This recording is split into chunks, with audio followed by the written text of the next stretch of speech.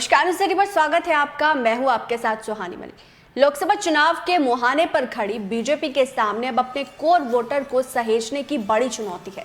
इसकी वजह है कि अभी हाल ही में हुए घोसी उपचुनाव ने इस बात को सिद्ध किया है कि अगर इसके प्रति वो सजग नहीं हुए तो 24 काफी जोखिम भरा हो सकता है। राजनीतिक जानकार बताते हैं कि चाहे घोसी हो या फिर खतौली, बीजेपी का अपना जो वोट बैंक है वो छिटकता नजर आ रहा है।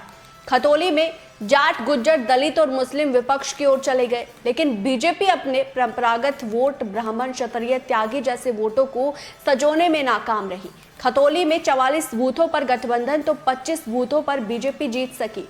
कई बूथों पर बीजेपी दहाई भी नहीं छू सकी।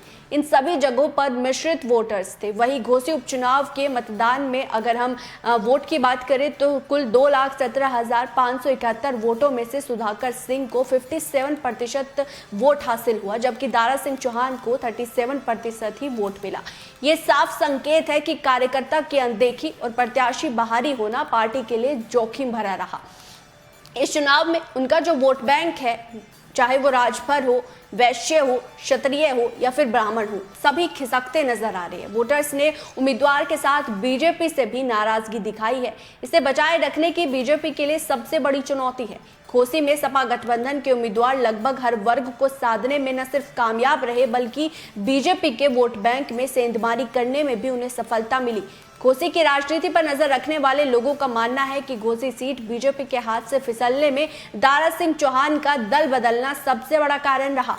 स्थानीय और बीजेपी के लोग दारा सिंह चौहान के इस वजह से नाराज थे और इसी बात का फायदा सुधाकर सिंह को मिला। उन्होंने दारा सिंह चौहान को 42,000 से भी ज्यादा वोटों से शिकस्त दी। जो वरिष्ठ राजनीति के विश्लेषक हैं वो कहते हैं कि 14 के समय में मोदी और बीजेपी की लहर थी, इस कारण उन्हें फायदा मिला और वोट भी मिला। लेकिन खतौली और मऊ के उपचुनाव में ये लहर नदारद रही। जो बीजेपी को वोट दिखाई दे रहा था, उसका कोर वोटर उम्मीदवार से नाराज या फिर किसी अन्य कारण की वजह से पार्टी से खिसक चुका है।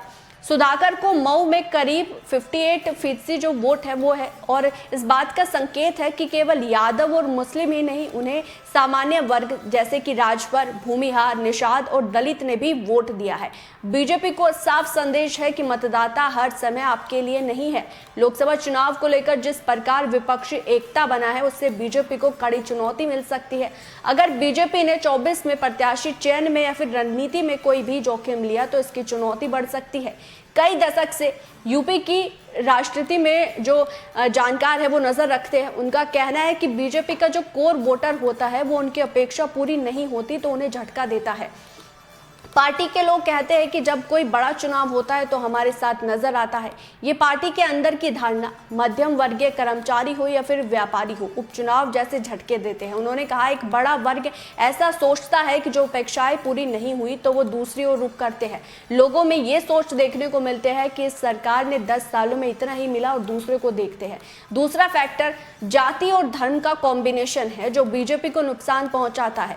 एक वर्ग को लगता है कि उनकी पूछ नहीं हो रही, लेकिन बीजेपी के लोग मानते हैं कि जब कोई बड़ा चुनाव होगा तब ये वोटर उनके साथ नजर आएंगे।